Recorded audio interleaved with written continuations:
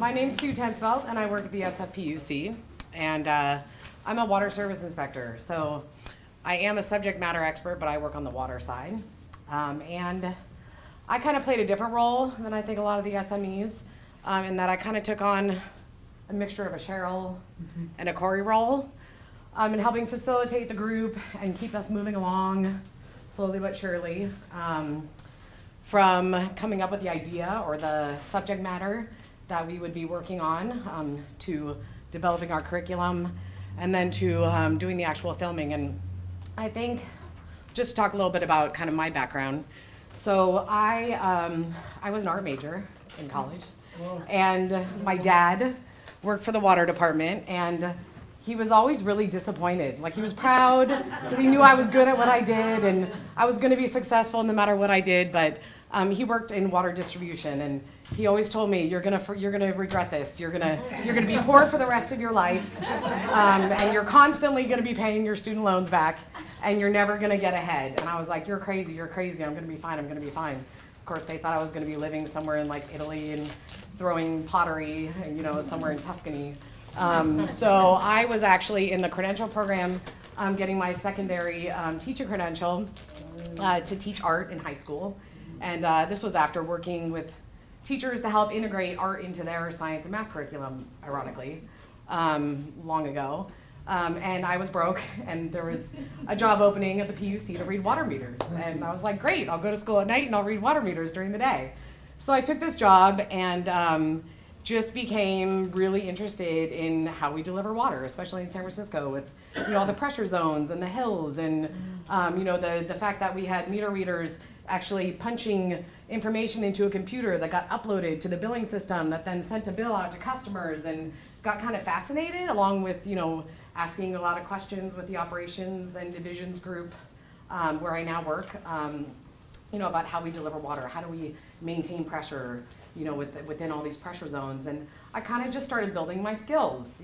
Fast forward, got a job with the Water Resources Group in our downtown headquarters building, and helped kind of launch our water efficiency audit programs, built our team, provided leak identification, pretty robust program, diversifying our water supply, saving first, creating additional water supply, or diversification project, kind of, got a more broad spectrum of the types of jobs that we do. And then I became a trainer. I became a trainer and developer, and I became that teacher and that cheerleader for these students of mine who are now my people that are out doing the field work, because we at water agencies have multiple jobs and wear many hats, right? We're teachers, we're program developers, we're program implementers, we're expected to do HR, deal with personnel issues, and everything that we need to do, as well as do our daily jobs, right?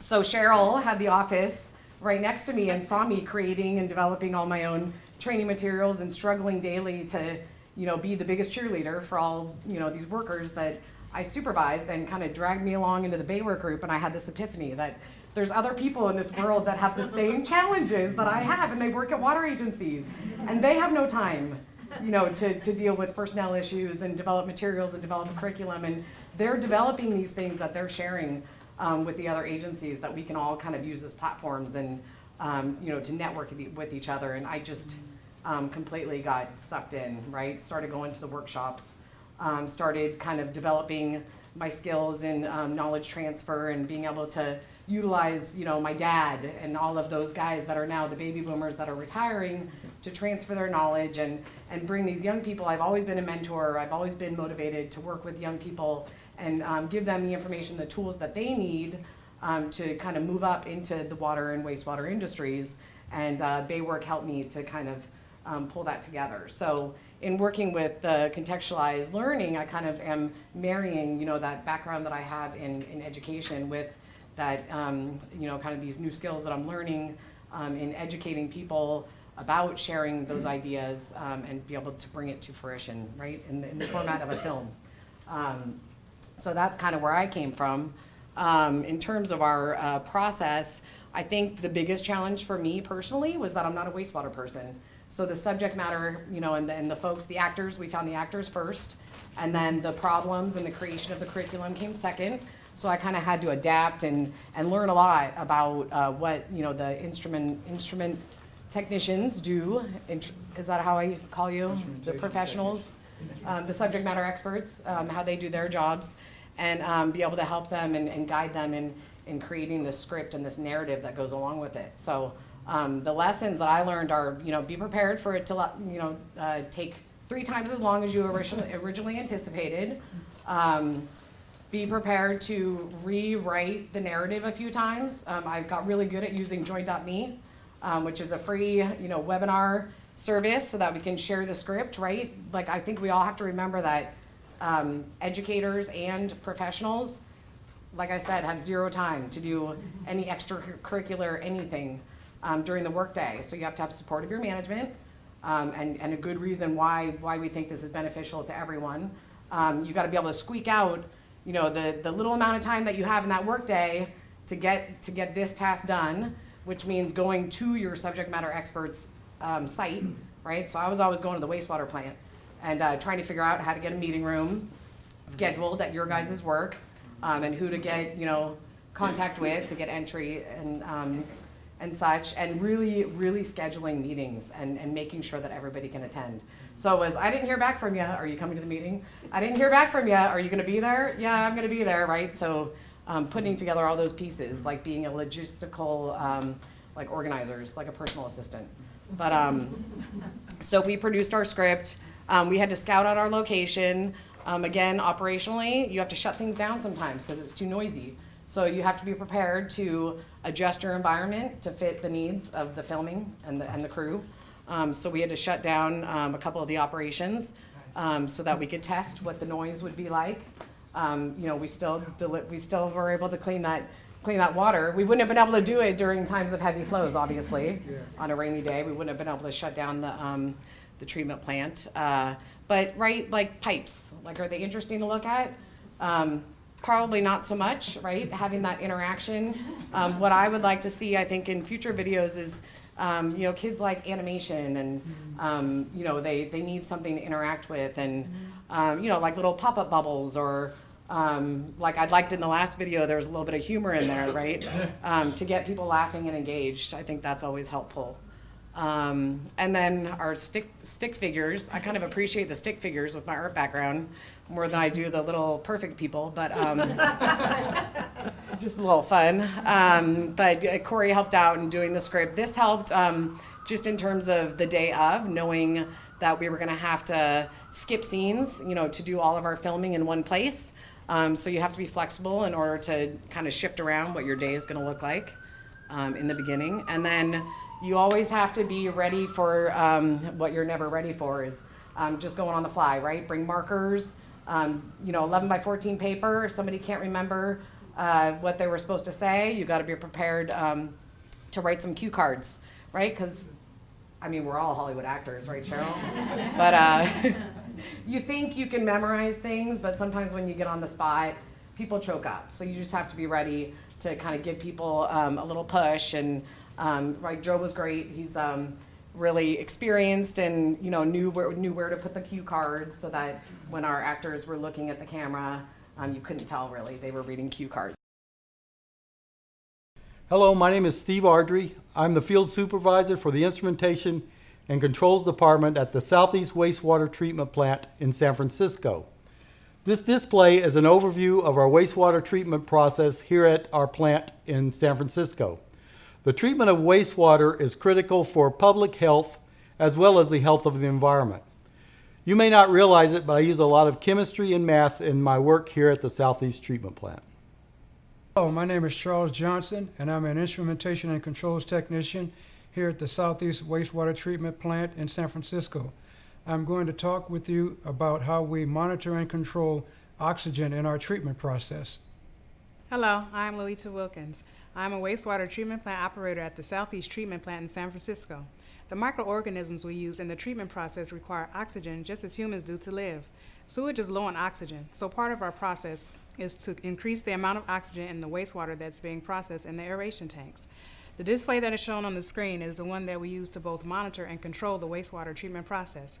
Now let's look more closely at the role oxygen plays in the treatment process. On my left are the aeration tanks. Over here is the oxygen generation plant. Pure oxygen is piped from the oxygen plant to the aeration tanks. You can see the green pipe that carries oxygen between the two plants. Now let's look at how oxygen is used in the aeration tanks.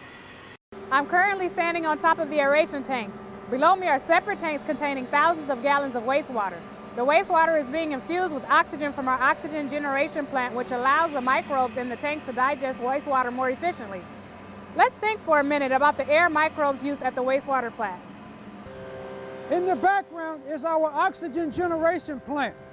As you may know, there are many gases that compose the air we breathe. Oxygen is only one of them. In normal air, the percentage of oxygen is about 20.9% at sea level. The three other primary components of air are 78.1% nitrogen, 0.93% argon, and 0.04% carbon dioxide. The enriched oxygen we make at the plant is produced by removing nitrogen from the air and produces a concentration of about 95% pure oxygen. So, how do we monitor the oxygen levels? This display, which is called our HMI, or Human Machine Interface, is where we monitor and control the operation of our oxygen generation plant. It is used to trend various measurements by graphing. The operators use this information to make adjustments to the process, such as turning on and off equipment. This instrument is an oxygen purity analyzer. The measurements from this analyzer are used to ensure the purity of the oxygen being produced. It is an instrumentation technician's job to calibrate this analyzer to ensure its accuracy. Algebraic formulas involving ratios and percentages are used for these calibrations. You may recall air is 78% nitrogen. In this area, nitrogen in air is removed in vessels called adsorption beds. These are our adsorption beds. As the nitrogen is removed, the relative concentration of oxygen increases. The higher oxygen concentration makes the aeration process more efficient. It is important to measure and control the oxygen level in the tank. So let's look at how this is done. This particular device is used to measure the rate of flow of oxygen in the system. This is a gas flow meter. It is important to include temperature and pressure measurements when monitoring the behavior of gases. For example, the temperature and pressure affect the volume, density, and resulting flow of a gas. I find my job as an instrumentation and controls technician to be very challenging, but also extremely gratifying. As an instrumentation and controls technician, I use electronics, mathematics, and chemistry on a daily basis to monitor and control our treatment process. Because technology is always evolving, a well-rounded education and technical background, which includes the study of mathematics, electronics, and chemistry, is essential. Over the years, I have found the field of instrumentation to be very challenging and rewarding. Working in the wastewater industry has given me a great deal of pride because I know the results of my work are helping to improve the environment. Also, having a stable job with a good salary and benefits is a big plus. For more information about a career in the wastewater industry, please check out the BAYWORK website at baywork.org, where you can watch and listen to our personal stories as well as review career information about the water and wastewater industry. So this is all still in the editing process, and we just filmed last Monday. It was fun. We had a good cloudy day, so we got some good filming out of it, and I'm going to hand it over to Charles. I think you wanted to say something about just how you got into your field, which would be helpful. Oh, and then we have the candidate development videos too. Right, so Charles, Steve Ardrey was one of our actors in the film as well, who couldn't be here today. And Lolita, I saw her back here somewhere. She's right there. Oh, hi Lolita. So she was one of our actors as well. So go for it, Steve. So my name is Charles Johnson. I mean Charles, sorry. I heard quite a few people in here mention that they had a background in the military, so I'm former Navy. I retired in 1994. I was a submarine sailor and nuclear powered subs, and I got my electronics background from all of the Navy training that I had.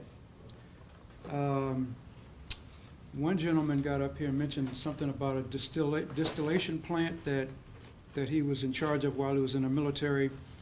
And so on that sub, they had 2 distillation plants. They'd suck in seawater and basically boil it, let it steam, and then recondense back into fresh water, and then they clean it up. And that's how we got water on the submarine. The other thing I like to do is I like to real quickly recognize Cecil here. He is a great gentleman. He is very knowledgeable, and he's an administrator, an instructor, curriculum developer, all of that all in one package. And he and I worked together at Hill College. I was an electronics instructor. He taught electronics, computers, and all of the other things. And so I'm glad we run into each other from time to time, and it's always good catching up. Real quickly, my hat's off to Susan, Corey, Renee, and Cheryl. They just got so much energy from going all of these different locations and doing this, and I like to recognize that kind of energy. I think I spoke to Cheryl the other day. I said, Cheryl, you all right? You look like you're a little tired or something like that. She no, I'm just plugging away, just, you know. So anyway, the last video I saw, the gentleman had a heart. I like that machine. The only thing is it doesn't have enough memory in it. Oh, yeah. Yeah, I don't like that. That little bitty blue test equipment he had, I use that also. And it's a great piece of equipment. It tells you your 4 to 20 milliamp signals for all of you who understand a little bit about that. And it'll tell you if your process is working like it's supposed to. And what that does for students when they see that is they see that, oh wow, there's this fancy test equipment, and I think I can do that, and it affiliates with them. The other thing I want to say real quickly is it's important for minorities and other people of color to see minorities and other people of color in these videos. I mean, let's face it, the television, we watch television, we look at advertisements, and 85% of the time it's not people of color. And that's just the way things are right now, and that's a whole different subject. But I think you understand what I'm saying about the importance of Latin Americans, Asians, blacks being portrayed in this field doing this technical kind of work, because when they see it in the classroom, not just at the high school level, but at the junior college level, they say, hey, you know, this is a field that's open for me also. Whereas if sometimes people are, I mean, we're all subliminal here sometimes, right? And so when you see these things over and over and over again, you begin to say, hey, I think I can do that. So those things are important. I became instrumentation and controls technician at the San Francisco airport. They have a small sequence batch reactor plant down there. And my boss said, hey, Johnson, go out there and figure that plant out. And I had to go out and do it. I was an electronic tech. So when I figured it out, then I learned how to calibrate and troubleshoot 4 to 20 milliamp loops and instrumentation loops. Did a little bit of PLC, linking up to the PLC and looking at the ladder logic program and making some changes there. So that's how I got my background. And then I went to the city of San Francisco and got hired there. And this plant that you just saw up there is a $10 million oxygen generation plant. It has all kinds of instrumentation, requires a lot of calibration, a lot of troubleshooting. So when this team came to us and approached us with this, my boss and we jumped right on it. And the only issue I had, I think I was talking to somebody about it at lunchtime, was the only issue I had was that I think we took a little bit longer to do our videotaping than all the other people. And I think a lot of that has something to do with what we had going on internally.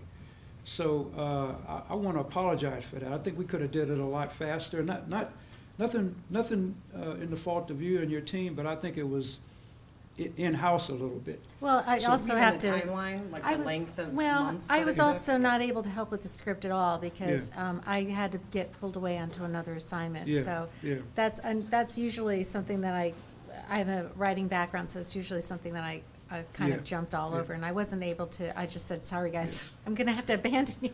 Yeah. And then I came back into the fold Yeah. a little. I I think think if that might have Steve, been a good lesson to Yeah. know Yeah. that you're the one that's doing the acting and you should be coming up with your narrative. And don't you think that was like a positive part of the learning process Yeah. for all of us? yeah, And then we were able to kind of work with our instructional designer, actually, who's going to be speaking next. In fact, we probably have to move ahead to Yeah. that. But so, lessons learned, right? And I Yeah, think, yeah. and we'll see what the video's like too. We haven't gotten Yeah, to yeah, edit that was- that, so that should yeah, be we fun. just did a video this past Monday, and they're editing it, putting it all together, so we'll all get a chance to see that when you go to the BAYWORK site. Thanks, Charles. Okay, yeah. I'm Richard Moore. I'm a high school chemistry teacher at John O'Connell High School, San Francisco Unified School District.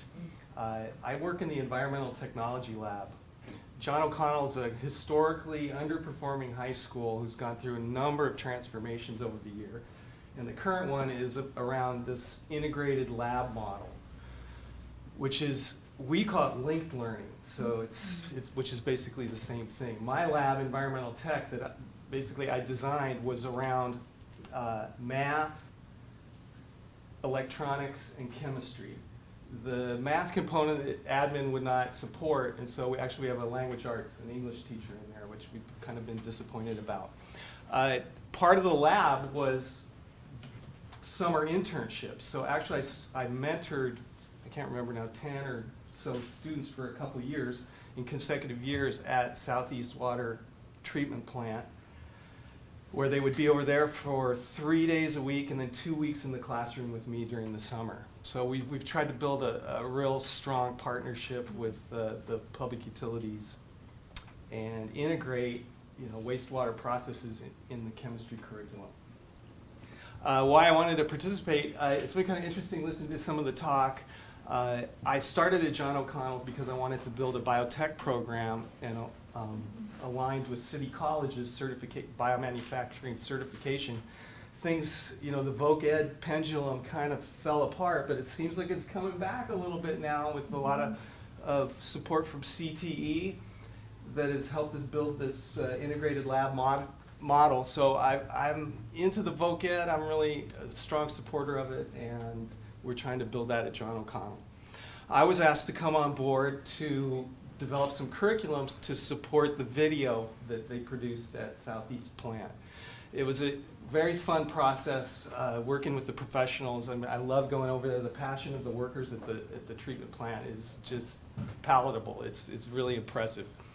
The process was like all collaborations, it took some time to kind of figure out where we wanted to go with that. We started working with a lot of physics content around flowing through pipes and accelerating fluids and stuff like that. And it quickly I was really trying to work with that, but it's not my expertise. So eventually that kind of came out that I can do that, but what I really do is this.